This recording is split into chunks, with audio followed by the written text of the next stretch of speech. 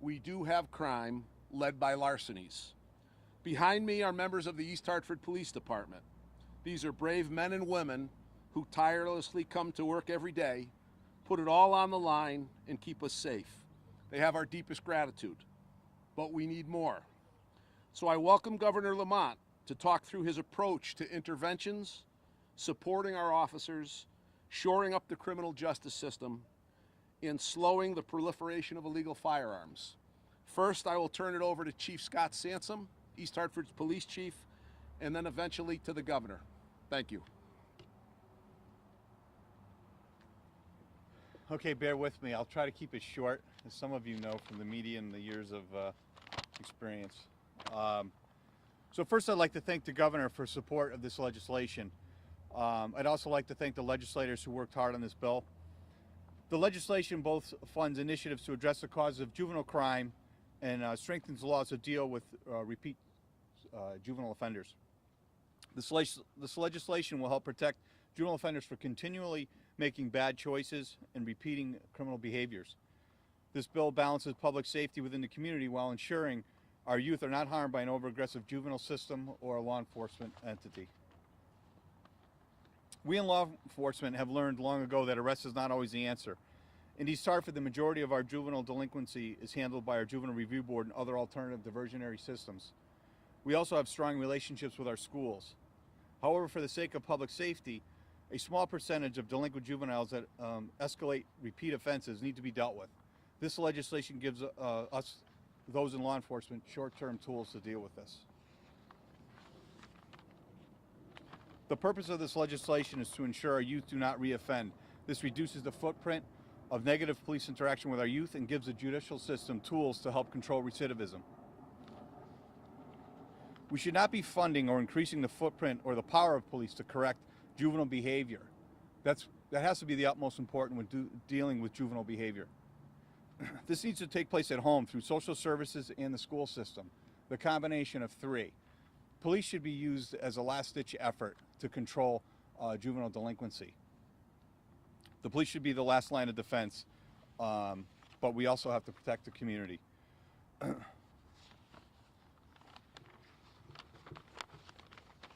I can't say enough about what's happened in the last few years. I know in East Hartford we do have a safe community, but how the community has been hurting, there is a fear of crime out there. I think this is a great approach for this legislation because it balances the sanctity of a youth with the safety of people in the streets and in the communities. I can't say enough about it. I know a lot of work has been done on this legislation, and we're happy that the governor is supporting this. Thank you. I'll now turn it over to Colonel Malikas with the State Police. Thank you, Chief. Well, thank you all for being here today. We look forward to working with all the local police departments. The Division of State Police looks forward to helping the communities and working forward with this.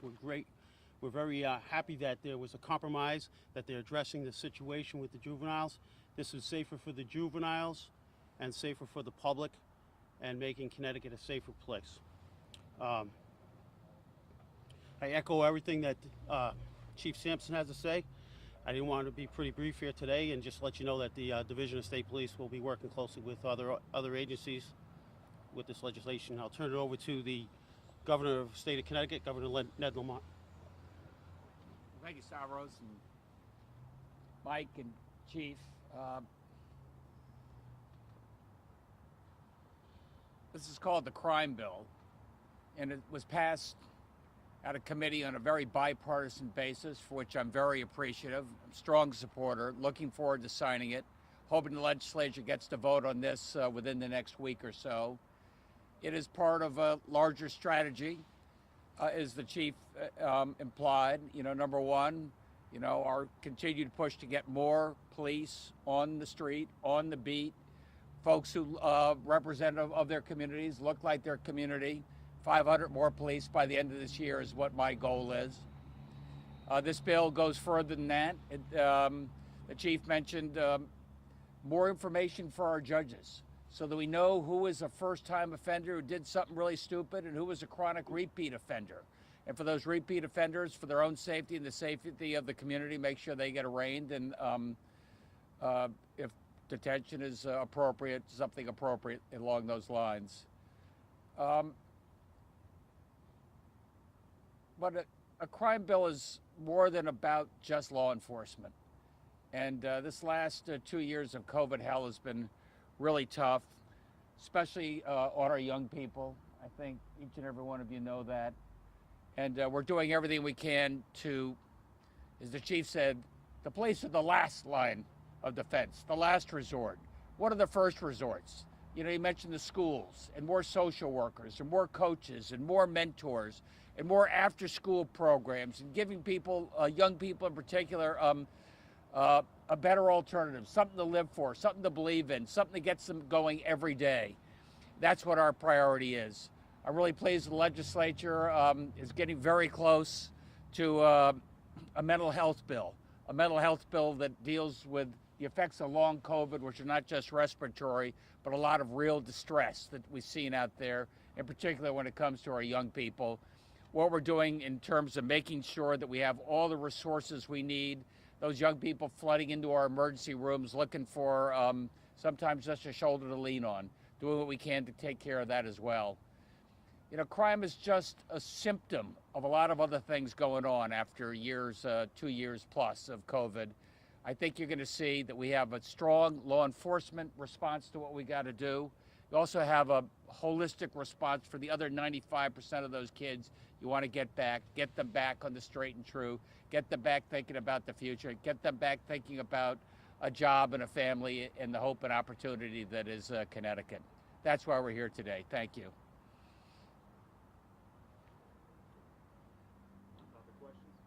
Governor, you had mentioned in the advisory that we sent out today, this is bipartisan.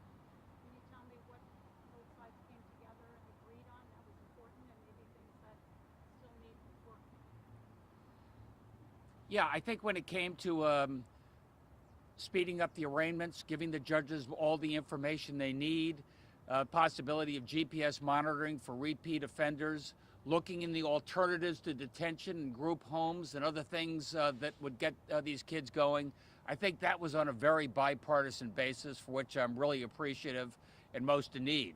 You know, on a personal basis, I felt very strict about the ghost guns in particular. I think those ghost guns, more and more proliferating on the streets, meant for illegal activity, untraceable, no serial numbers, get through TSA.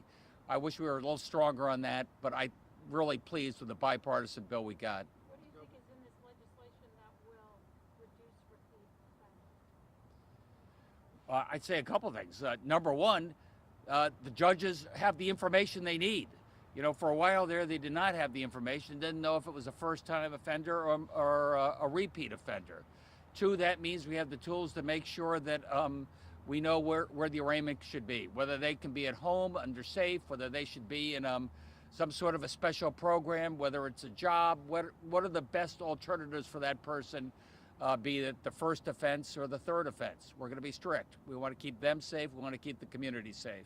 Governor, do you expect the bill to have changed at all by what's going to be voted on the House floor compared to what was voted out of committee? Is there anything you got added back in there through negotiations that you're able to disclose? I don't know that yet. I think it's very close to what we had all originally proposed, though, with the exception of the guns. Governor, what do you say to advocates on the left who say this bill criminalizes I'm sorry, criminalizes? youth? I think it's bunk. I think I just told you that 90+% of what we're doing is giving kids a better alternative, especially coming after 2 years of COVID. And what that means in terms of mental health, what that means in terms of social work, what that means in terms of a coach or a mentor. I also think it keeps our community safe and keeps some of those kids safe who are more likely to have engaged in very risky behavior more than once. And we'll do everything we can to keep them safe and the community safe. Do you expect full support from Democrats on this bill, or do you expect some to not want to? It's very rare you get full support from everybody. I understand the bill has a graduated response for escalation for kids who keep getting into trouble, and I think that's what some on the left are concerned about, is that it's making it easier to transfer them to the adult docket or to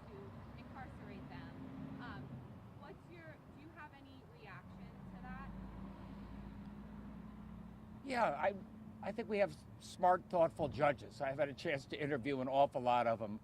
They have more information than they've ever had before, and they need more information.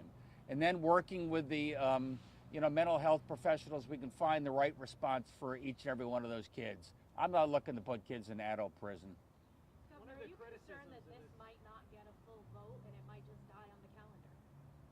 I don't think so. I think there's pretty strong bipartisan support, and I don't think anybody wants to say we didn't act on this. I talked today to some of the advocates, and one of their criticisms is that they don't think the bill goes far enough to fund diversionary programs. They think it's a little too discipline heavy. So is that going to be handled in some other bill? And do you think there's enough money in here to fund these other diversionary programs? Yeah, absolutely. I mean, we've got great additional resources for Project Longevity and other programs like that. Remember, we have hundreds of millions of dollars going to our schools. A lot of that is for social work, mentoring, mental health going forward. Thirdly, we have a separate mental health bill, which is the biggest commitment to mental health I think the state has seen in many a decade. So don't look specifically at this bill, look holistically at everything we're doing to make sure we take care of these kids. Governor, you mentioned that it's likely to get a vote because people, want to get something done on this. How important is it for you politically to say you got something done on criminal justice, on juvenile justice? I think it's important for, Mayor can speak to this. The people here at East Hartford, they want to know that the police are here. We're doing everything we can to support them, get more police on the street, giving them a sense that we're taking this as seriously as we can. It's not simply a law and order issue. We've got that clear, what we got to do, but we're going to do everything we can to make sure these kids are safe and our community's safe. Governor, there's been some data that's been released more recently and provided to the JPOC committee, the Juvenile Justice Policy and Oversight Committee, that shows that car thefts are actually on the decline. I guess my question is this a solution in search of a problem still? Is the problem still happening? Well, we certainly know that the mental health and the stress and the extreme behavior is reflected in shootings, reflected in crime, reflected in addictions and the such. That's not going away. Maybe the chief would like to speak a little bit about some of the seasonality related to some of the crime out there. Chief? Yeah, what we believe this bill does is it gives us the short-term tools so we can take a juvenile off the streets, extends for a juvenile hold from 6 to 8 hours. GPS monitoring is huge. It's things that, it's not incarcerating kids per se, but it's giving us the short-term tools to deal with the problem that my officers are facing on the street. Let's not forget, this is a very small percentage of youth that we're talking about. Like I said, in East Hartford, most of our youth are for less serious crimes that go to diversionary programs. But as you've seen over the past few years, when we have the repeat offenders that have been caught in multiple jurisdictions, we weren't getting the information. Probation didn't have the tools needed to keep track of them. So we were seeing kids, day after day, sometimes in the same day throughout the state. So I think these tools, without having a massive, large impact where we're going to put kids in these prisons, it's no. But it does give short-term tools to law enforcement to deal with those type of serious situations, so we can restore public safety quickly. The juvenile system, I'll leave it up to the juvenile diversionary systems to correct the behavior. But the short-term tools is what this addresses for us, along with a lot of other things. There's funding in there for other programming. So. Chief, what do you think has changed? I mean, the numbers did spike during the pandemic. They've come down slightly, but they're still higher now than they were prior to the pandemic. What do you think has changed with some of the crimes that we're seeing with stolen cars? Is it more during the day? Is it more brazen, more weapons involved? What's changed? Well, we have seen some increase in violence towards officers, and we were seeing that nationwide. Many officers, many more have been ambushed and killed this year. But on a local level, with the cars, most of our cars being stolen or key fobs are in the cars. It's opportunity. We are having the one-off juveniles that do something bad and their behavior's corrected. My officers know who they are, and we never see or hear of them again. But then, statewide, we have the ones that are stealing cars to commit other crimes, more serious crimes that we've seen around the state. We're a small state. Almost every single chief we know by first name. We all talk. We all know some of them are the same criminals that'll go as far out as the southern portion of the state and to Enfield to Greenwich. So those are the ones that we really have to control and get a hold of, and it is an extremely small percentage. But that small percentage is a real threat. It's creating fear of crime in our communities. So this is legislation that, listen, everybody's listening, right? At the Capitol, on both sides. I'm a registered independent for a reason. I work for humanity, and my one thing is to keep my community safe, right? So I could say that we do need these tools. We're very appreciative of the governor to stand behind these tools so we could be a safer Connecticut. Hey, Chief, as I understand it, this bill doesn't do anything in terms of your ability to engage in a pursuit. So I just wanted to ask you about that. I mean, some would say, the hands of law enforcement are kind of tied in that regard, and you have to reach a pretty high threshold in order to be able to follow somebody or engage in a pursuit. Do you think that there needs to be some changes made there? Well, those changes to the pursuit policy would be left up to the chiefs. The chiefs came up with that policy through, post the Police Officer Standard and Training Council. We have that policy that's not legislated.